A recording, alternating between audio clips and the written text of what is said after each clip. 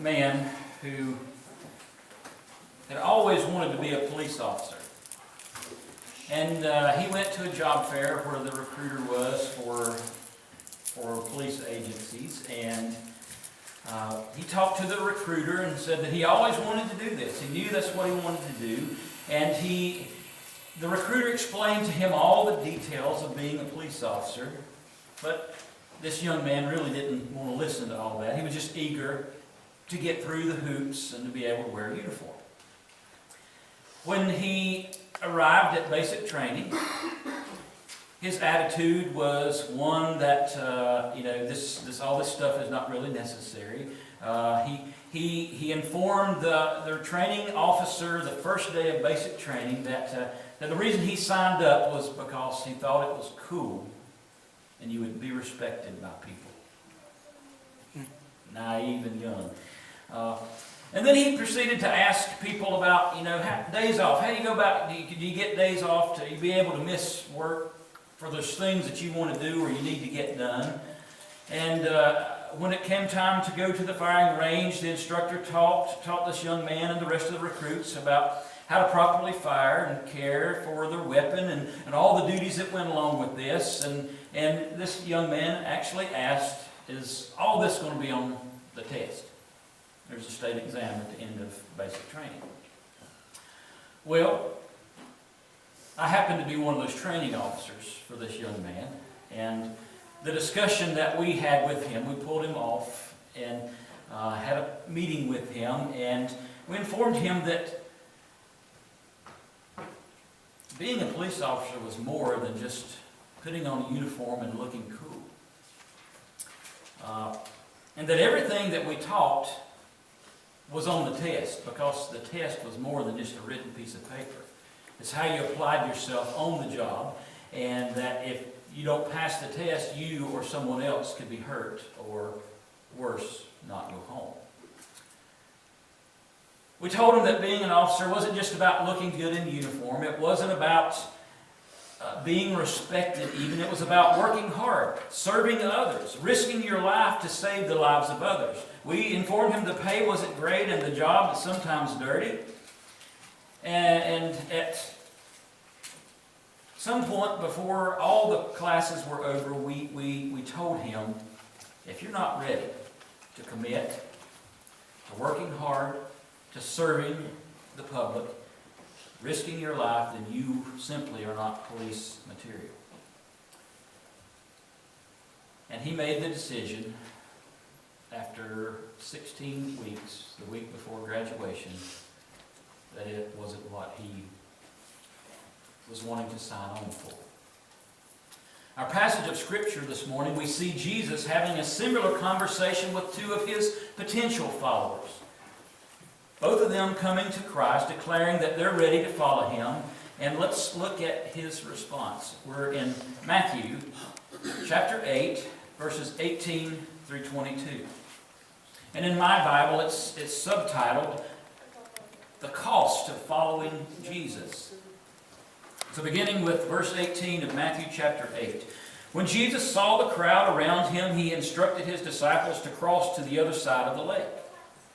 Then one of the teachers of the religious law said to him, Teacher, I will follow you wherever you go. But Jesus replied, Foxes have dens to live in, and birds have nests, but the Son of Man has no place even to lay his head. Another of his disciples said, Lord, first let me return home and bury my father. But Jesus told him, Follow me now. Let the spiritually dead bury their own dead. So we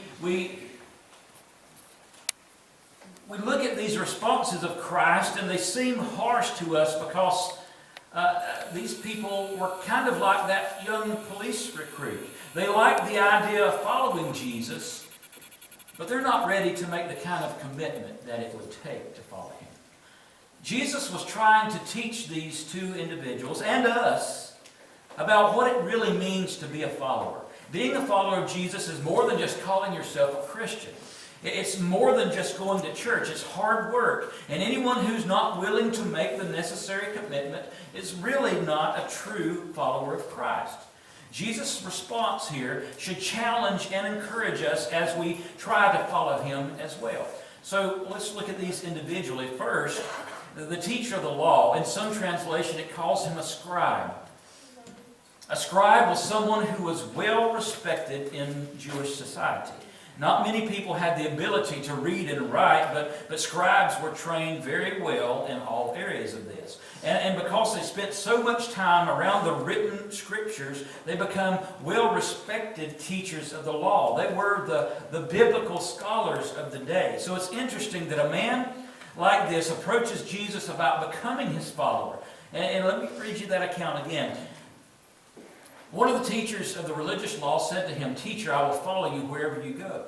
But Jesus said, "Foxes have dens to live in, and birds have nests, but the Son of Man has no place even to lay his head."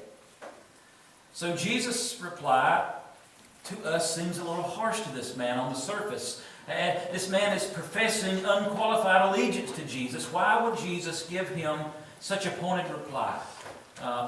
One of the commentators that I read this week says this. So this noticeably stern reply checks this enthusiastic recruit because Jesus' form of discipleship is a lot different sort from what the scribe has experienced in his prior training. Rabbis enjoyed a relatively high status within Judaism, but Jesus has no school, no synagogue, no prestigious palace or place of honor among the religious establishment. He stays at the home of friends, relatives, and disciples throughout most of his ministry. So the expression, "no place to lay his head," doesn't really indicate Jesus was homeless. He's not a cynic type philosopher, but rather that his ministry will not result in an institutional establishment that has comfortable benefits, and this will be the lot of those who choose to follow him as well. In other words, Jesus is trying to make sure this man knew what it meant to follow him, this well-respected religious leader. He had likely trained under other rabbis before, and as a result of the time of following those teachers, he gained greater respect and a higher position. And Jesus was telling him that following him is not going to have those kind of temporal benefits. Though there were absolute benefits to following him, often the road would be hard, and it would have been especially so at this time in history. Now remember, Jesus had just been performing some really grand and great miracles. People were enamored by his power, and I suspect that Jesus' answer was not merely for the benefit of the scribe there, but for the big crowd that had gathered around him. Surely there were many who had seen the miracles and thought to themselves, hey, I want to be around this guy for whatever reason. He does great things. It's fun to get caught up in this. Or what can he do for me? So he was saying this not only for the scribe's benefit, but for the people. His reminder is clear that following him comes at a cost to us. Sometimes that cost is great. It means forsaking the things of this world and instead focusing on the things that are of greater eternal importance.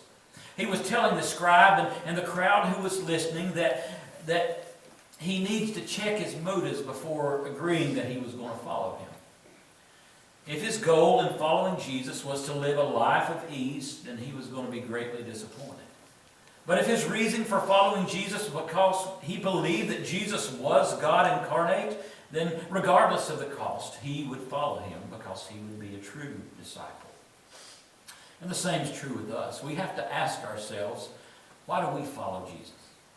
Do you follow him because you believe that it's the right thing to do and that life will be easier if you do? Do you think that by going to church or trying to be moral that God will somehow bless you with wealth and health and ease of life? Or protect you from tragedy? If so, then you've got your eyes set on the wrong things. A true follower of Christ follows because they believe he is God. And because he is God, he's worthy to be followed and worshipped and served. Our following him is not based on our circumstances. It's based on who he is. It's easy to follow Jesus when life is going smoothly. It's harder when times are tough.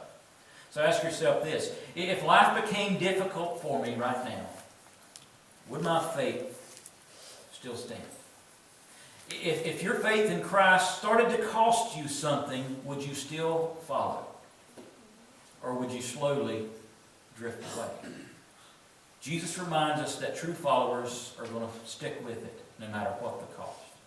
There's a second statement in this that we shouldn't overlook. Jesus refers to himself as Son of Man.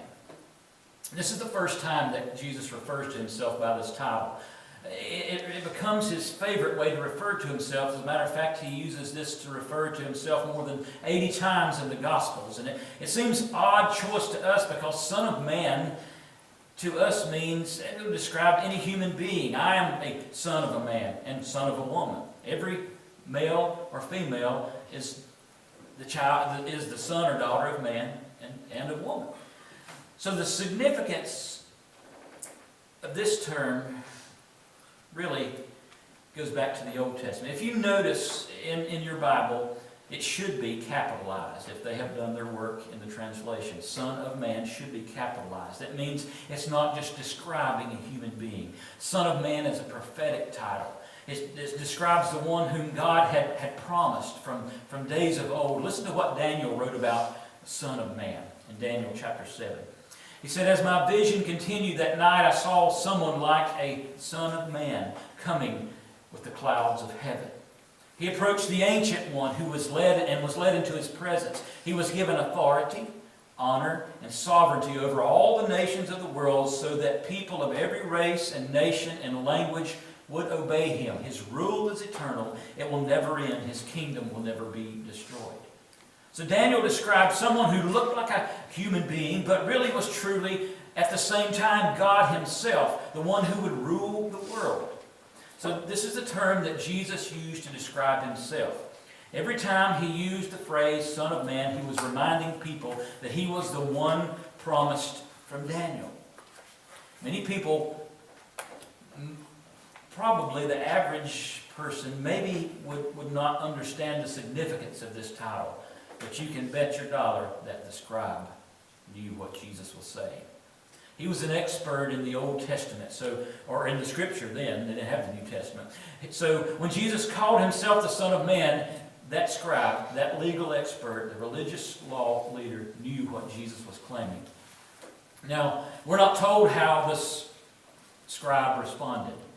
Maybe he understood the cost and continued to follow Jesus.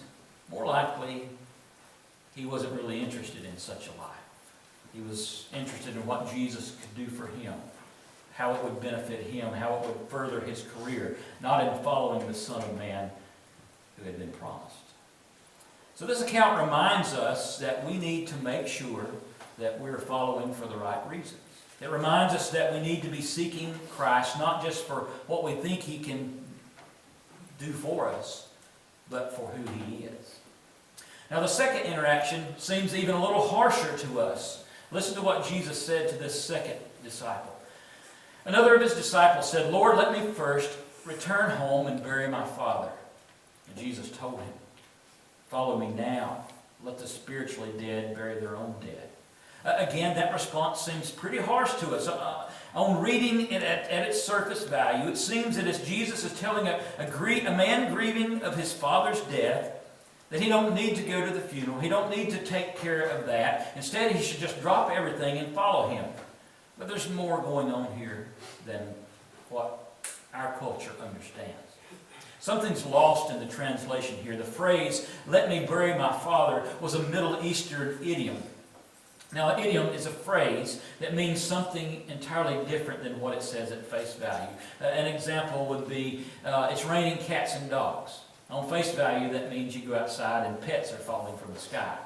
We know that it really means it's pouring rain, water. It's coming down at a massive rate. So this phrase was an idiom as well. It wasn't necessarily a phrase that described somebody whose father had recently died. Rather, it was a phrase that meant that the person needed to fulfill all their family duties until their father died. It referred to working in the family business, earning your share of the inheritance. It could be used for someone whose father was old and near death, or someone whose father was still young and very healthy. Here's how one commentator imagined that that this discussion would have went if it was said today. Jesus, I'll follow you soon, but I have an obligation first as a son to help my father in the family business. And if I don't do that, well, when he dies, whenever that might be, I probably won't get any inheritance. So Jesus, you see, I can't really afford to follow you right now, but I will when the time's right. Once dear old Dad is dead and gone and the money's in my account, then I'm all yours, Jesus. You see, Jesus, financial security is the issue here. You understand, right, Jesus? Well, yeah, Jesus did understand, and his response cuts to the heart of the matter. He tells the man to let the spiritually dead bury their own dead. In other words, he's saying, let those who are spiritually dead, who are focused only in this world, spend their lives worrying about things of this world. Those who are truly alive will fix their eyes on things that are much more important, eternal things. Jesus is telling this man that he needs to get his priorities in order. Jesus needs to be more important to us than anything else in our lives. More important than our jobs, more important than our family, more important than our friendships, than our desires, our comfort, or anything else. Jesus must be first priority. And there are some people who bristle at such an idea. And they argue that God demanding that we put him above all else seems selfish. I mean, we don't like people who don't look out for the betterment of it. We don't like selfish people, do we? Then why should we like a God that's selfish? Well, there's a fundamental misunderstanding in this line of thinking. The problem is that we think of God as being like us. We think that the principles that apply to us should apply to God as well, but you see they don't because of who God is. The reason that it's wrong for me to act like I'm the center of the world and that the world revolves around me, the reason that's wrong is because I'm not the reason for everything. I'm not God. God is the center of all things. So rightly, we should put him first and above all things. So here's the question that we have to ask ourselves. What is our first priority? What is the one thing that we will always make time for? What's the one thing that we'll always have that extra little bit of money for, even if we have to turn the couch cushions out and get between the car seats to find some change? One thing that we're not going to do without. That's our priority. Does God ever get pushed to the side in your life? Look at your calendar. Look at your checkbook and your bank statement. Are there things that are more important than he is in your life? And so those things have become idols. And we tend to make excuses for why we're not truly following when we have idols. Let me give you some examples of ways in which you might be falling into the same trap as this man. Ways that you might be able to tell. If your church attendance is spotty, if it only matches up when times on your calendar when you don't have anything else to do, then following Jesus probably is not your first priority. What things are you deeming more important than meeting and worshiping God with your brothers and sisters in Christ? When something else is scheduled at the same time as worship, which one wins? It's the one that's more important to you. Maybe you miss worship because you were out late the night before. I know what happens. Sometimes you get caught up in things and you're out late. And you say, well, I'm going to stay home and rest. It's pointless for me to go because I'm so tired. I'll be nodding off and, I'm just not going to get much out of it. Well, see, there's a whole other line of thinking to go. Worship is not about just getting something out of it. It's not like a concert you go to be entertained. It's worship. It's giving back to God, giving your heart, your soul, your talents, your time, giving to God. If you struggle to have a regular devotional time, you might not be following truly. You need to ask why. Maybe it's because you love those extra few minutes of sleep or TV or Facebook and social media time more than you do than time with God.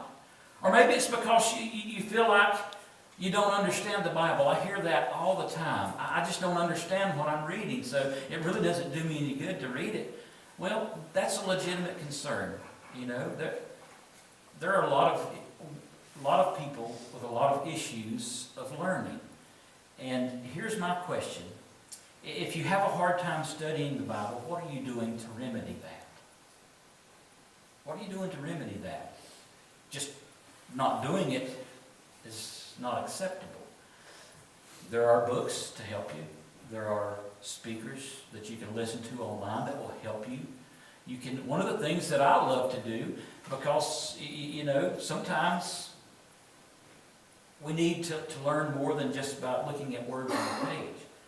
I pull up on my computer, on my tablet here, an audio version of the Bible. And I hear it, and I see it at the same time. And it gets here and here a lot quicker. What are you doing to remedy that? If you struggle with your giving to the Lord, you might be having an issue with following. And when I say giving, I'm not just talking about money. It's a package deal to me, tithing is. It's your money, your time, your energy, or as it says in the Methodist membership covenant, your prayers, your presence, your gifts, and your service. Ask yourself, what are you giving those resources to? Because we all have them and we all give them. What do you give them to? The things that you give them to show importance. Is it God or is it something else first? If you never talk to others about what you believe, you might not be following Jesus truly. If you never try and point your friends or your lost family members, we all know people who are lost. If you never speak to them about Jesus and about heaven and about hell, you're not following Jesus fully.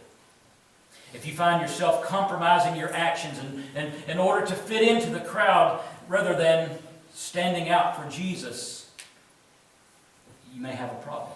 The point is this: a true disciple is devoted completely to the one they follow. They are completely devoted to Christ. And Jesus tells us that a divided heart is not acceptable to Him. If we're holding on to things of this world so tightly, then we are showing Him that it's more important than He is. And we need to learn to view things through the proper lens, understanding that the things of this world, they don't last, but the things of God are forever.